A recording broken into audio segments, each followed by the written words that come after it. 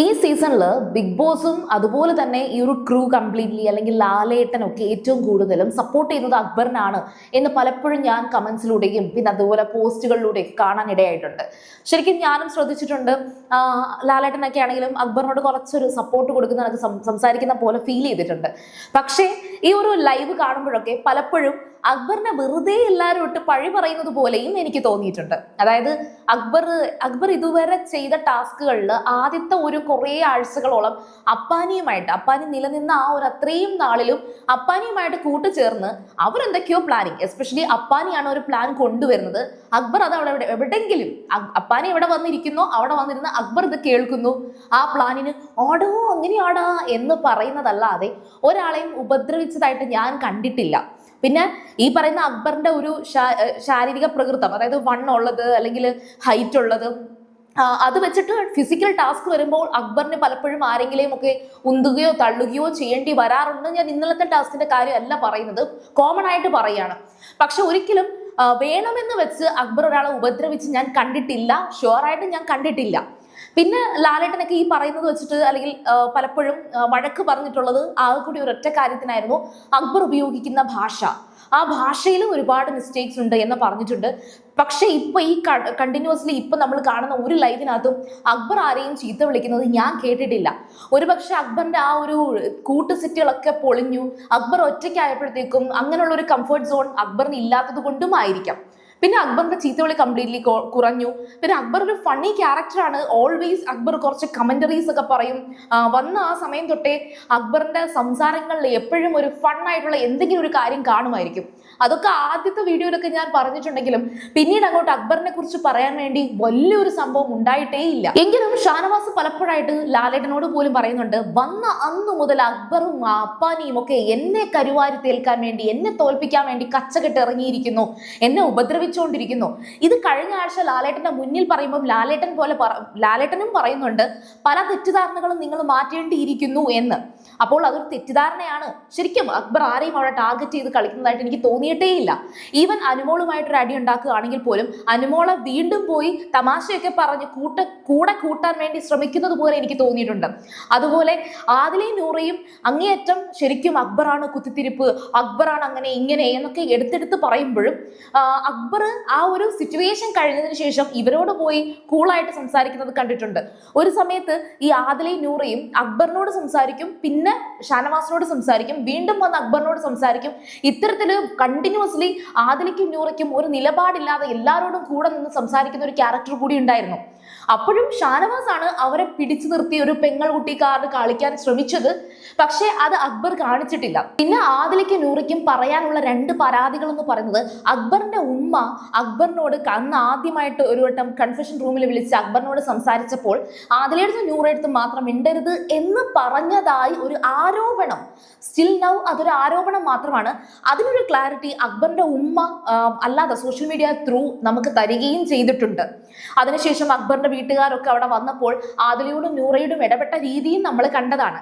രണ്ടാമത് അക്ബറിന് ആദില നൂറ ഇവരുടെ ഇടയിൽ ഒരു പ്രശ്നം ഉണ്ടായത്, ദിയാസന വീട്ടുകാർ വരുന്നതിന് പകരം ദിയാസന വരാൻ പോകുന്നു എന്ന് പുച്ഛിച്ചു പറഞ്ഞ ഒരു കാര്യം.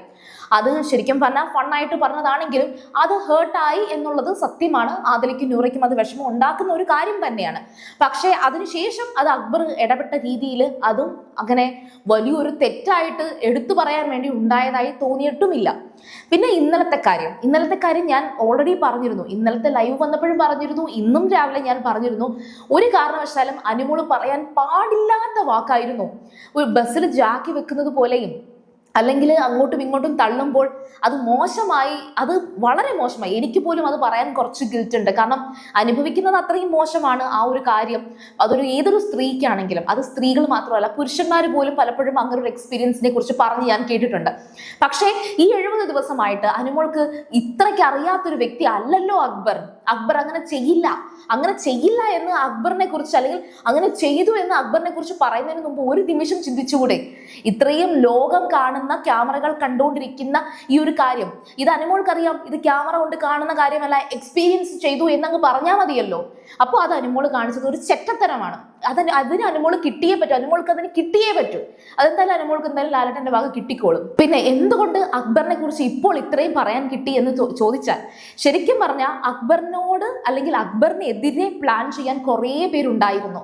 അപ്പോഴൊന്നും അക്ബറിനെ കുറിച്ച് നമുക്ക് പറയാനൊരു സിറ്റുവേഷൻ അക്ബറായിട്ട് തന്നെ ഒരുക്കിയിട്ടില്ല. കാരണം ഇവർ തനിക്കെതിരെ പ്ലാൻ ചെയ്യുന്നു, അല്ലെങ്കിൽ ഈ ആദിലയും നൂറയും എന്നെ കുറിച്ച് ഇങ്ങനെ പറയുന്നു, അനുമോൾ എന്നെ കുറിച്ച് ഇങ്ങനെ പറയുന്നു, ഷാനവാസ് എന്നെ കുറിച്ച് ഇങ്ങനെ പറയുന്നു എന്ന് പറഞ്ഞ് അക്ബർ ഒരിടത്തും ഒരു വലിയ വിഷയം ഉണ്ടാക്കിയിട്ടില്ല, വഴക്കുണ്ടാക്കിയിട്ടില്ല. പകരം എല്ലാം കണ്ടില്ലെന്ന് നടിച്ച് ഇപ്പം ഞാൻ പലപ്പോഴും ശ്രദ്ധിച്ചിട്ടുണ്ട്, ഈ പട്ട ഗേൾസ് എന്ന് പറഞ്ഞിട്ട് ആദിലയും നൂറിയും അനുമോളും ഓടിക്കളിക്കുമ്പോഴൊക്കെ അവിടെ വെറുതെ മാറി നിന്ന് ഇതെല്ലാം കണ്ട് രസിക്കുന്ന ഒരാളെ പോലെ, അല്ലെങ്കിൽ ഇതെല്ലാം നോക്കിയിരിക്കുന്ന ഒരു വ്യക്തി മാത്രമാണ് ഈ പറയുന്ന അക്ബർ. അത് ഇന്നിപ്പോൾ ലൈവില് 1 മണിക്കൂർ അല്ലെങ്കിൽ 2 മണിക്കൂറോളമായി ആദിലയോട് സംസാരിക്കുന്നതിൻ്റെ ഇടയിൽ അക്ബർ പറഞ്ഞ ഒരു കാര്യം ഞാൻ ശ്രദ്ധിച്ചു. അതായത്, നിങ്ങളൊക്കെ അവിടെ ഇരുന്ന് ഹാപ്പി ആയിട്ടിരിക്കുന്ന സമയത്ത് ഞാൻ നോക്കുകയാണ്, എന്നോട് ആരും കൂട്ടുകൂടുന്നില്ലല്ലോ, എൻ്റെ അടുത്ത് ആരും മിണ്ടാൻ വരുന്നില്ലല്ലോ. ഇത് ഞാൻ വിഷമത്തോടെ ആര്യനോട് പറഞ്ഞിട്ടുമുണ്ട്. ആര്യന് ഇപ്പോൾ കറന്റ്ലി ആര്യൻ മാത്രമാണ് അക്ബറിന്റെ കൂട്ട്. ഇവിടെ ഷാനവാസ് ശരിക്കും പറഞ്ഞ അക്ബറിനെതിരെ ഉണ്ടാക്കിയ മറ്റൊരു ആരോപണം കൂടെ പറയട്ടെ. അതായത് സാബുമാനോടാണ് സത്യത്തിൽ ഇങ്ങനെ ഒരു കാര്യം പറഞ്ഞത്. അത് പിന്നെ ലക്ഷ്മി അറിഞ്ഞു, അങ്ങനെ കുറച്ചു പേരൊക്കെ പറഞ്ഞിട്ടുണ്ട്. വേറൊന്നുമല്ല, അക്ബറുമായിട്ട് കൂട്ടുകൂടുന്ന എല്ലാവരുമാണ് എവിക്റ്റ് ആയി പോകുന്നത്, അക്ബറിന്റെ ഗ്രൂപ്പിലുള്ളവരൊക്കെയാണ് എവിക്റ്റ് ആയി പോകുന്നത് എന്ന് ഷാനവാസ് ഒരു ആരോപണം പോലെ പറഞ്ഞിട്ടുണ്ട്. ശരിക്കും പറഞ്ഞാൽ അതൊരു എന്താ പറയാ, ഒരു നെഗറ്റീവ് എനർജിയാണ്, അല്ലെങ്കിൽ അക്ബറിന്റെ അടുത്ത് കൂട്ടുകൂടിയ ഔട്ടായി പോകും എന്നൊരു തോന്നലുണ്ടാക്കാൻ അവിടെ കാരണം ഉണ്ടാക്കിയിട്ടുണ്ട് എന്ന് എനിക്ക് പലപ്പോഴും ഫീൽ ചെയ്തിട്ടുണ്ട്. പിന്നെ ഇന്നലത്തെ സിറ്റുവേഷനിലേക്ക് തന്നെ വരികയാണെങ്കിൽ, ആ ഒരു പാവ മോഷ്ടിച്ചത് അതിന്റെ പേരിൽ അക്ബർ കരഞ്ഞതിന്റെ പേരിൽ കുറേയധികം നെഗറ്റീവ് കമന്റ്സ് ഞാൻ കണ്ടു. അയ്യോ അത് വെറുതെ കള്ള കണ്ണീരൊഴുക്കുന്നു, ഇതൊരു ടാസ്ക് ആയിട്ട് കണ്ടൂടെ എന്നുവരെ കമന്റ്സ് ഞാൻ കണ്ടു. ഹലോ, ഇത് വെറും ഒരു ടാസ്ക് അല്ല, ടിക്കറ്റ് ടു ഫിനാലെയാണ്.